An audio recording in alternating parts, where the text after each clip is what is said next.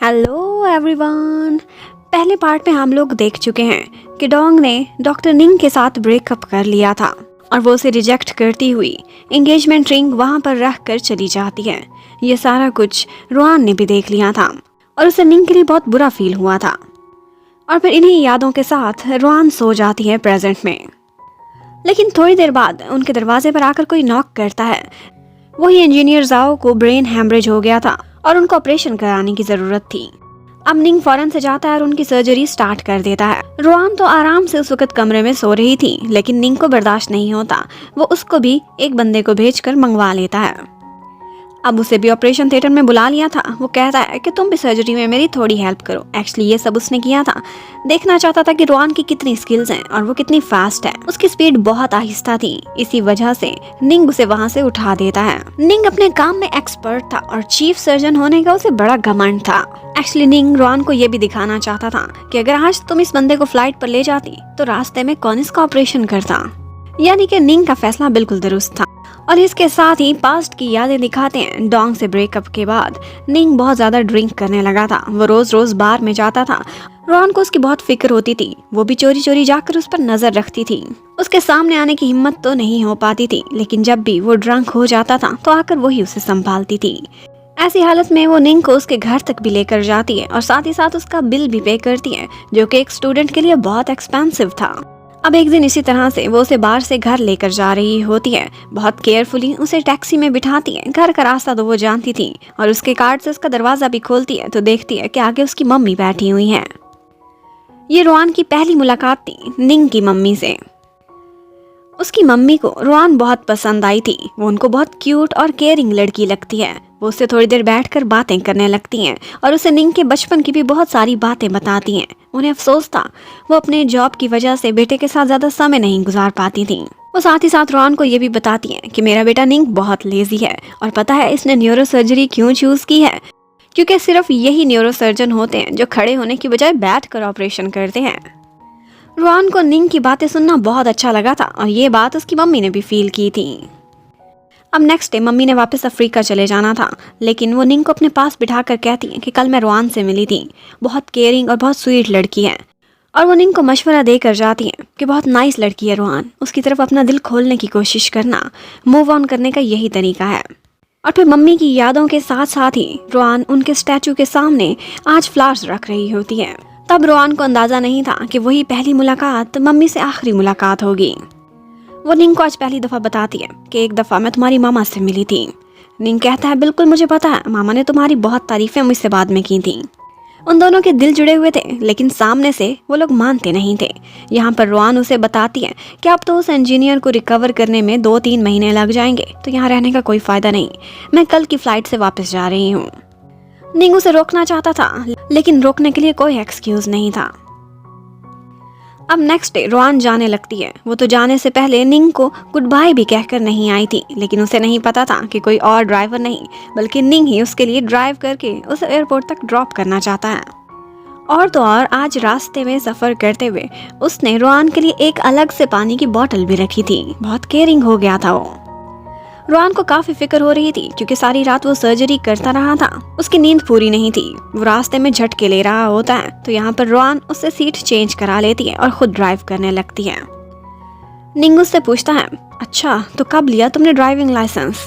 Ruan झूठ बोल देती है कि काफी साल हो गए हैं, लेकिन जिस तरह की वो गाड़ी चला रही थी उसकी स्किल्स देखकर निंग को साफ पता चल गया था कि ये पूरी झूठी है और नई नई ड्राइवर बनी है।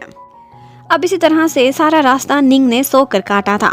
एयरपोर्ट पहुंचने पर रुआन नहीं चाहती थी कि वो अंदर तक आए, लेकिन वो जबरदस्ती उसका लगेज उठाकर उसे सी ऑफ करने पहुंच जाता है।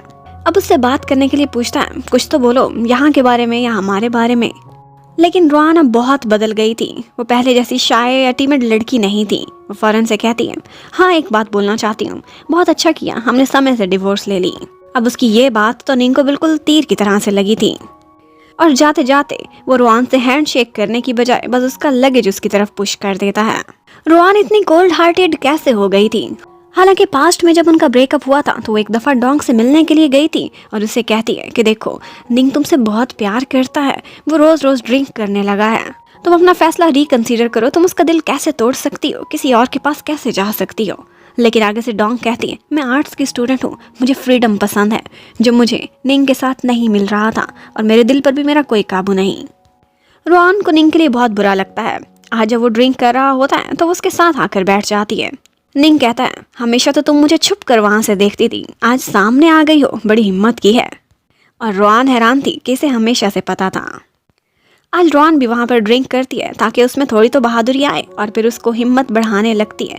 उसे सिखाती है कि कैसे मूव ऑन करना चाहिए, और उसे बहुत सारी शेर व शायरी भी सुनाती है। उसे अल्कोहल हैंडल करना बिल्कुल नहीं आती थी, इसीलिए वो बहुत जल्दी ड्रंक हो गई थी। अब निंग उसे कैरी करके हॉस्टल लेकर आता है, लेकिन वो बंद हो चुका था। अब नेक्स्ट डे जब रोआन की आंख खुलती है तो वो खुद को बेड में पाती है, और वो देखती है कि पास ही निंग भी सो रहा है। वो उसे होटल रूम में लेकर आ गया था। और तो और रोआन पता नहीं क्या क्या सोचने लगती है जब वो देखती है कि उसके कपड़े भी चेंज हैं। लेकिन निंग उसे कहता है, कुछ भी सोचने से पहले ही मैं क्लियर कर दूं, तुमने वॉमिट की थी और वेट्रेस ने तुम्हारे कपड़े चेंज किए हैं, और ये उसी के कपड़े हैं, कल उसे धोकर तुमने वापस करने हैं। अब जब वो होटल रूम से बाहर निकल रहे होते हैं तो वहीं पर ही यूनिवर्सिटी के 2 लड़के उनको देख लेते हैं, और यहाँ से वो कोई गलत मतलब निकाल लेते हैं। और उसके बाद जब निंग बाईसाइकिल पर बिठाकर रोआन को ड्रॉप करने के लिए जा रहा होता है तो हर किसी की नजरें उन दोनों पर थीं, इवन के लोग शूट भी कर रहे थे। रोआन की इस बात के बाद यूनिवर्सिटी में काफी बदनामी हो जाती है।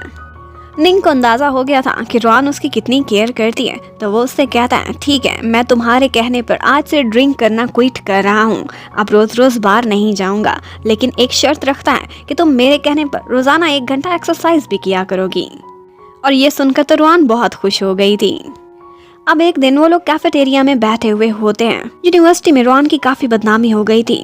लोग उसे निंग की मिस्ट्रेस कहकर बुलाते थे, और यही समझते थे कि डोंग और उसके ब्रेकअप के पीछे रोआन ही वजह है। लेकिन रोआन को कोई फर्क नहीं पड़ता था। वो कहती है, अभी तो मैं बस पास आउट होने वाली हूँ, इग्नोर करो सबको। लेकिन एक्चुअली उसके फ्रेंड से इग्नोर नहीं होता था, उसे बहुत गुस्सा आता था। और फिर सब यही याद करते करते रोआन की लैंडिंग हो जाती है। लैंड करते ही उसे निंग का मैसेज आता है जो उससे पूछ रहा था कि गलती से तुम मेरा चार्जर ले गई हो। लेकिन एक्चुअली ये सिर्फ एक बात करने का बहाना था, चार्जर तो उसके सामने पड़ा हुआ था। उसे सिर्फ इतनी फिक्र हो रही थी कि पता नहीं रोआन खैरियत से पहुंची भी है कि नहीं। निंग को उसकी काफी फिक्र होती थी, लेकिन बस वो जाहिर नहीं करता था। रोआन उसका मैसेज देखती है, जवाब देने के बाद वो उसका नंबर डिलीट कर देती है। अब इसी तरह से 3 महीने गुजर चुके थे। इंजीनियर जाओ के वापस आने का समय हो चुका था। रोआन अपनी बॉस के साथ उनको एयरपोर्ट पिक करने के लिए जाती है, और यहाँ पर वो ये देखकर सरप्राइज रह गई थी कि उसके साथ साथ निंग भी उसी फ्लाइट से वापस आ गया था। अगर उसे पता होता कि वो आ रहा है तो वो यकीनन एयरपोर्ट पर ना जाती। और यहाँ पर उसे एक और बात भी पता चलती है कि उसकी बॉस निंग की आंटी लगती है। निंग की मम्मी की वो बेस्ट फ्रेंड थी, और अब वो निंग को बिल्कुल अपने बेटे की तरह प्यार करती हैं। आज वो निंग को अपने साथ डिनर पर लेकर जाती हैं। रोआन भी साथ में थी। आंटी ने ड्राइव करना था तो वो रोआन से रिक्वेस्ट करती हैं कि हमारे गेस्ट को तुम टोस्ट करो। एक्चुअली आंटी को कुछ पता नहीं था कि ये दोनों पहले हस्बैंड वाइफ रहे हैं। अब एक दफा आंटी एक काम से बाहर जाती हैं तो पीछे निंग पूछने लगता है कि तुमने मुझे वीचैट पर डिलीट क्यों किया था। एक्चुअली मैंने मैसेज किया था क्योंकि तुम अपना एक पजामा मेरे कमरे में भूल आई थी। लेकिन रोआन आगे से कहती है, मुझे तुमसे बात करने की कोई जरूरत नहीं थी, इसलिए डिलीट किया, और जहाँ तक पजामे की बात है फेंक दो उसे। पर निंग कहता है, सवाल ही पैदा नहीं होता, क्यों फेंक दूं? 3 महीने मैंने संभाल के रखा और अब अफ्रीका से उठा कर लाया हूँ, पजामा तो मैं तुम्हें देकर ही रहूंगा। अब इतने में आंटी ऊपर से आ जाती हैं और वो निंग से रिक्वेस्ट करने लगती हैं कि तुम बहुत एक्सपर्ट हो, बहुत स्किल्ड डॉक्टर हो, मैं चाहती हूँ कि तुम रोआन को अपनी स्टूडेंट बना दो, थोड़ा अरसा उसे अपने साथ इंटर्नशिप कराओ। और निंग को और चाहिए क्या था, वो फौरन से मान जाता है। और अब आंटी रोआन से कहती हैं, देखो ये तुम्हारा टीचर बन चुका है, जाओ इसे सर्व करो, इससे इज्जत से बात करो, अब तुम्हें कुछ महीने इसी के साथ ही ट्रेनिंग करनी होगी। अब उसकी इतनी रिस्पेक्ट करना और ये सारा कुछ रोआन को अच्छा नहीं लग रहा था, उससे तो हजम भी कुछ नहीं होता। लेकिन एक बात देखकर निंग हैरान था कि अब अल्कोहल हैंडल करने की कैपेसिटी रोआन की बहुत अच्छी हो चुकी है। और तो और आंटी अपने सामने बिठाकर जबरदस्ती उन दोनों को वीचैट पर ऐड भी कराती हैं। वही रोआन जो थोड़ी देर पहले नखरे कर रही थी, अब खुद रिक्वेस्ट करके उसे ऐड कराती है। निंग दिल ही दिल में बहुत खुश हुआ तो उससे खिदमतें करा के और उसे मैसेज भी करता है कि तुम्हारा पजामा मैं तुम्हें जरूर वापस करूंगा। अब आंटी उनको ड्रॉप करने के लिए जाती हैं। वहाँ पर लगेज उठाते ही निंग अपना बैग खोलने लगता है। रोआन तो बहुत डर गई थी कि आंटी के सामने मुझे पजामा वापस करेगा, लेकिन एक्चुअली वो उसे डरा रहा था। वो सिर्फ आंटी को एक गिफ्ट देने लगा था। और उसके मुड़ते ही फौरन से रोआन उसका बैग पैक करके उसे जबरदस्ती दरवाजे तक छोड़ के आती है कि कहीं दोबारा कुछ ना निकाल ले। लेकिन उसे सी ऑफ करने के बाद निंग दोबारा से उसे तंग करने के लिए मैसेज करता है, पजामा कब वापस करूं, कब लेने आओगी। इतने में उसकी बॉस रोआन से कहती हैं कि देखो तुम भी डिवोर्स्ड हो और ये लड़का भी डिवोर्स्ड है, बहुत नाइस है, बहुत स्वीट है, मैं चाहती हूँ कि कैरियर के साथ साथ तुम्हारी लव लाइफ भी ब्लूम करने लगे। लेकिन आंटी को कहाँ पता था कि वो तो इसी की डसी हुई है। अब नेक्स्ट डे से रोआन नए हॉस्पिटल में चली जाती है। वहाँ पर भी चीफ सर्जन निंग ही था और मजे की बात है कि यहीं पर ही रोआन की फ्रेंड टान भी जॉब करती थी। यहाँ पर टान रोआन को बताती है कि तुम बहुत लकी हो, पता है कितने डॉक्टर्स की विश है कि निंग उन्हें अपना असिस्टेंट रखे, लेकिन उसने तुम्हें रखा है, इसकी वजह से यहाँ पर बहुत से लोग तुम्हें एनवी करते हैं। और इतने में आज रोआन के साथ साथ एक और नई डॉक्टर भी वहाँ पर आती है। उसका नाम था डॉक्टर डिंग। उसने पीएचडी की थी जबकि रोआन ने सिर्फ मास्टर्स। इसी वजह से वो बहुत जेलस थी कि डॉक्टर निंग ने मुझे अपने साथ क्यों नहीं रखा बल्कि रोआन को रख लिया है। और ये बात वो ओपनली चैलेंज भी करती है। लेकिन निंग को कोई परवाह नहीं थी। निंग पहले भी ऐसा ही हुआ करता था। जब एक दफा कैफेटेरिया में रोआन लंच कर रही होती है तो कुछ बुली गर्ल्स वहाँ पर आ जाती हैं जो ओपनली उसे मिस्ट्रेस बोल रही थी। इस बात से टान को काफी गुस्सा आता है और वो उन गर्ल्स से लड़ाई करने लगती हैं और यहीं पर ही बात बढ़ती बढ़ती कैफे में एक कैट फाइट में बदल जाती है। निंग भी वहीं बैठा लंच कर रहा होता है, वो भी पहुंच जाता है, इस लड़ाई को खत्म कराता है, अपनी शर्ट उतारता है, रोआन को देता है, उसे प्रोटेक्ट करता हुआ निकाल कर ले जाता है। अब ये वाली वीडियो भी वायरल हो चुकी थी पर निंग को कोई फर्क नहीं पड़ता था। उसका एक फ्रेंड भी उसे दिखा कर कहता है कि क्या तुम रोआन को लाइक करते हो, सच सच बताओ। लेकिन निंग के पास इस बात का कोई जवाब नहीं था। जबकि रोआन को कोई परवाह नहीं थी, वो बस इसी बात पर खुश थी कि उसके पास निंग की शर्ट तो आई। अब उसके बाद निंग सोचती है कि जाकर उसे प्रपोज ही कर दे, उसे सच सच अपने दिल की हर बात बता दे। लेकिन एक्चुअली ये सब वो सिर्फ सपने में कर रही थी। अब जब वो सुबह उठती है तो बहुत खुश होती है इस सपने पर और फिर जब अपना लैपटॉप ओपन करके देखती है तो पता चलता है कि चाइना की सबसे बड़ी यूनिवर्सिटी से उसे स्कॉलरशिप मिल गया है अपने पोस्ट ग्रेजुएशन के लिए। इनकी डिवोर्स कैसे हुई थी और उससे पहले इनकी शादी कैसे पॉसिबल हुई और क्या अब इनका रीयूनियन हो पाएगा, ये देखने के लिए stay connected. Thank you for watching, bye bye.